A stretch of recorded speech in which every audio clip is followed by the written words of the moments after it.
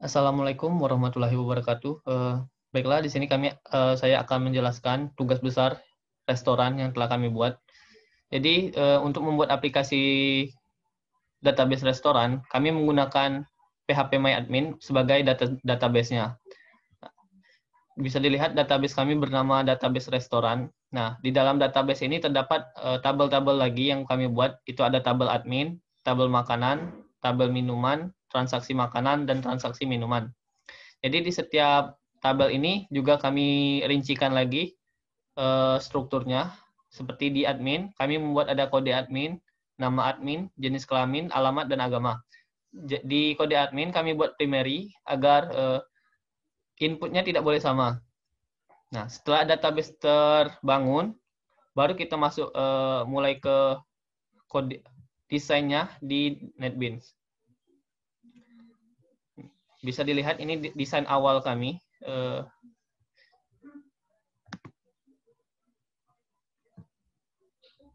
Saat aplikasi dijalankan, maka akan terlihat pilihan, yaitu admin dan kasir. Di menu About, terdapat informasi tentang kelompok kami, yaitu ada anggotanya Sylvia Rahma, Salsabila Adisti, Ahmad Sopran, Dania Dwi Fitri, dan Putri Kartika. Misal kita ingin masuk sebagai admin, jadi kita klik admin. Lalu di sini kami menggunakan single user, jadi username dan passwordnya itu hanya sudah di-include di codingannya.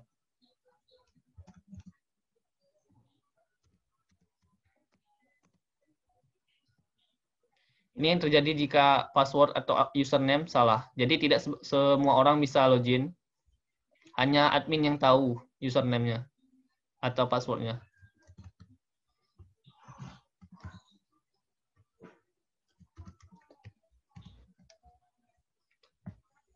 Nah, apabila berhasil, maka akan keluar message seperti ini. Nah, setelah kita memilih admin tadi, masukkan username dan password-nya, maka akan tampil 4 pilihan, yaitu ada data admin untuk mengolah data admin, data makanan, data karyawan, dan data minuman.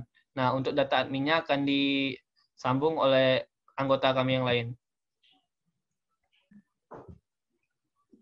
Baiklah, saya di sini ingin menjelaskan tentang data admin.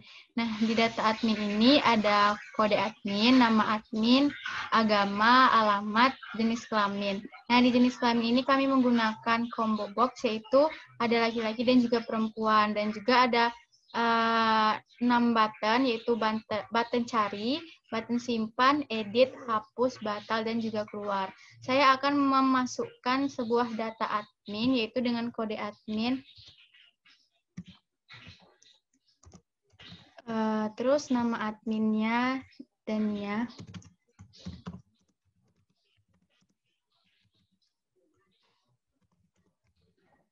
Terus agama Islam, alamat Jalan Padat Karya. Jenis kelamin perempuan. Nah, untuk menyimpan data ini kita mengklik button simpan dan ada sebuah pesan bahwa proses simpan data berhasil. Maka otomatis di sini langsung bertambah 1 data adminnya, yaitu Dania Dwi Fitri. Nah, untuk menggunakan button edit, kita bisa menggunakan button edit untuk mengubah data admin. Salah satu contohnya misalnya Sylvia Rahma. Nah, kita ingin mengubah alamatnya menjadi misalnya Sukamerindu. Nah, ketika sudah diubah, kita klik button edit, akan muncul edit data berhasil. Nah, awalnya alamat Sylvia Rahma itu unit belakang, karena sudah kita edit akan berubah menjadi Sukamerindu. Nah, untuk button hapus, kita bisa menghapus data-data salah satu admin yang ada di sini dengan cara klik data adminnya seperti ini, terus kita klik hapus. Maka hapus data akan berhasil. Maka data karyawan tersebut sudah dihapus. Terus untuk klik batal, itu kita klik salah satu data admin yang ada di sini, seperti ini, terus kita klik button batal, maka dia akan terhapus semua. Terus untuk button cari, kita bisa mencari nama admin yang ada di data ini, seperti kita contohkan mencari nama Dania. Nah, otomatis di sini langsung ketemu kode admin dan SB1631, nama adminnya Dania, jenis kelamin perempuan, alamat jalan padat karya, dan agamanya Islam. Nah, setelah itu kita ke button keluar. Nah, saya akan melanjutkan menjelaskan tentang data karyawan. Nah, di data karyawan ini kita menggunakan JText field yang terdiri dari kode karyawan, nama karyawan, jenis kelamin menggunakan combo box, alamat, agama, dan jabatan. Nah, terdapat 6 button yaitu button simpan, edit, hapus, batal, keluar, dan juga cari. Nah, untuk menginputkan data karyawan, kita menginputkan di sini yaitu di kode karyawan, misalnya K15 AR. Nah, nama karyawannya Akmal.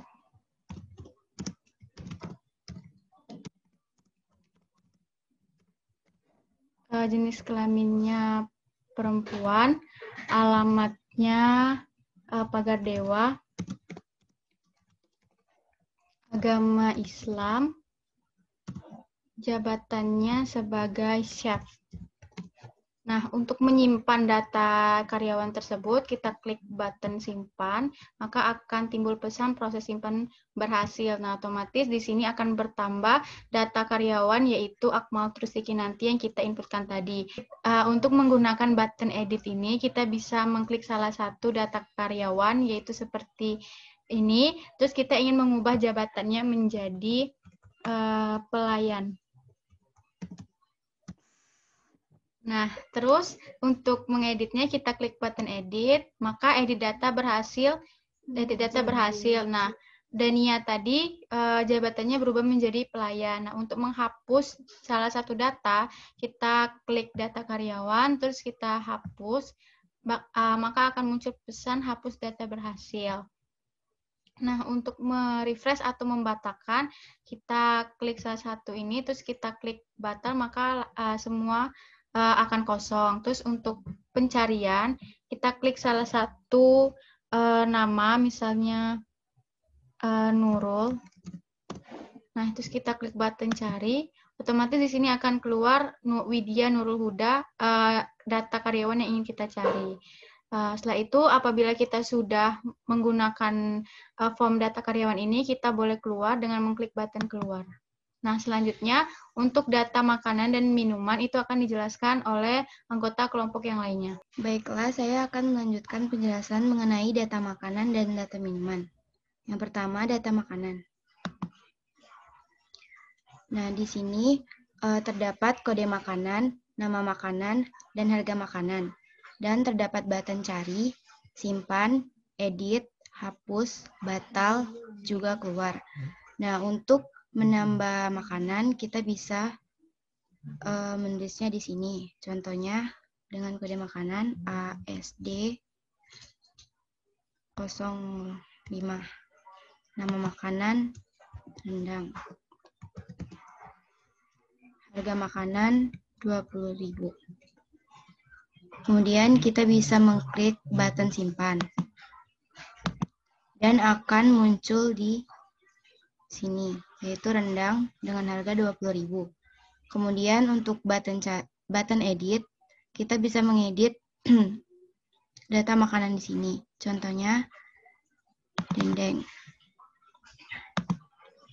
Kita bisa mengedit harga. Misalnya 14.000. Kemudian klik button edit. Dan data akan berubah yang semulanya dengan harga 18.000 menjadi 14.000.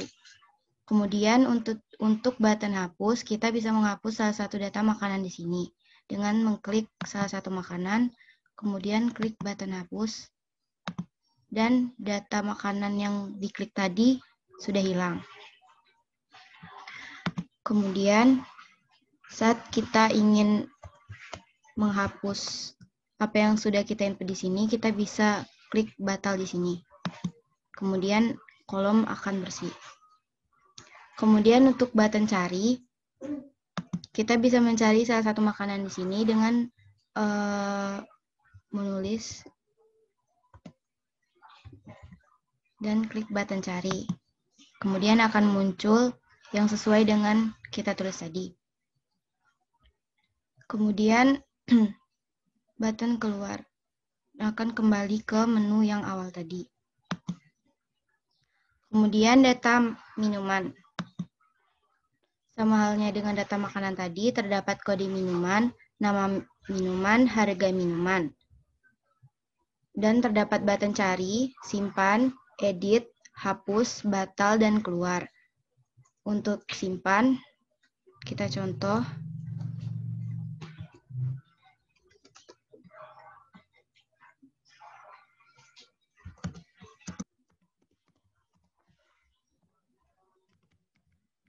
Kemudian klik button simpan, maka datanya akan bertambah. Jus sirsak, harga 12.000. Kemudian edit. Kita bisa mengedit data minuman yang ada di sini dengan cara mengklik salah satu. Kemudian jika kita ingin mengubah harganya, dan kemudian klik button edit. Dan data berhasil diedit dan sudah berubah. Untuk button hapus, kita bisa menghapus salah satu data minuman di sini dengan cara mengklik salah satu minuman. Kemudian klik button hapus, maka minuman tadi akan terhapus. Selanjutnya button cari. Klik button cari, maka akan keluar seperti ini. Kemudian button keluar yang akan mengembalikan lagi ke menu awal tadi. Nah, selanjutnya ini terdapat button keluar yang akan mengarahkan ke menu utama yang tadi. Sekian, terima kasih. Baiklah, saya Sylvia Rahma akan menjelaskan form tentang kasir. Di form kasir terdiri dari 3 button, yaitu button pertama makanan, button kedua minuman, dan button ketiga button keluar. Saya akan menjelaskan tentang transaksi makanan dengan mengklik button makanan. Nah, di sini kita bisa memasukkan kode transaksinya. Kemudian memilih menu pilihan.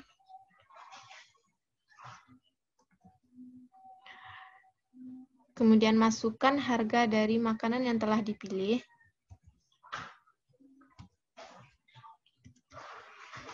Kemudian jumlah makanan tersebut. Nah, di sini juga terdapat button total transaksi untuk menghitung total transaksi dari makanan tersebut. Kemudian masukkan jumlah bayar, yaitu jumlah uang yang diberikan. Kemudian tersedia button hitung jumlah kembalian untuk menghitung kembalian uang dari pembeli. Kemudian akan muncul message transaksi selesai, klik OK. Klik simpan. Kemudian data yang telah diinputkan sudah tersedia di tabel makanan. Kemudian tersedia juga button hapus. Untuk penggunaan button hapus, kita bisa memilih salah satu makanan dengan mengklik makanan di tabel. Kemudian akan tersedia di form. Kemudian klik button hapus. Maka data makanan yang dipilih tersebut berhasil terhapus. Kemudian ada juga button batal. Cara penggunaannya, masukkan kode transaksi. Kemudian pilih menu makanan, harga makanan, kemudian jumlah makanan. Nah, jika pembeli batal untuk membeli makanan, kita bisa mengklik button batal, kemudian form akan kosong. Kemudian tersedia juga button cari. Untuk penggunaan button cari, kita bisa memasukkan data, kemudian klik button cari. Nah, di sini ditemukan 2 data rendang. maka data rendang sudah berhasil ditemukan dengan button cari. Pada button keluar, kita klik button keluar akan kembali kepada form kasir. Saya akan menjelaskan transaksi minuman.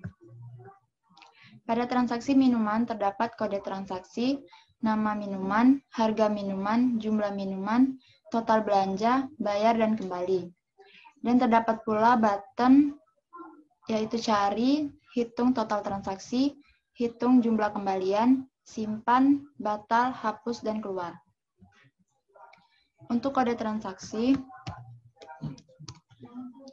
untuk di nama minuman, kita pilih pada combo button menu pilihan. Jumlah pesanan, kemudian total belanja, kita klik pada button hitung total transaksi. Bayar,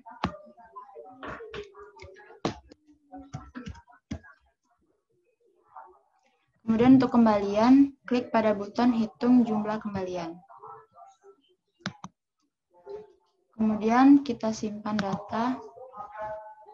Oke. Kemudian untuk button cari, kita bisa mencari data menu atau pilihan menu.